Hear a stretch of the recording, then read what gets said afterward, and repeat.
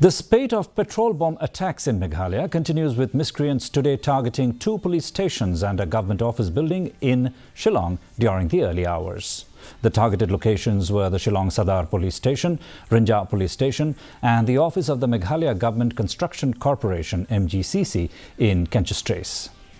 Meanwhile, East Khasi Hills Deputy Commissioner S.C. Sadhu said they have decided to strengthen security arrangement during the night. He also informed that by this evening they will discuss what action they will initiate.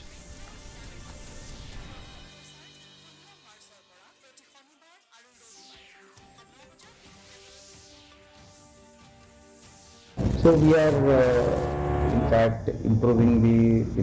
strengthening the entire security arrangement during night time, and SP has prepared a contingent plan on this.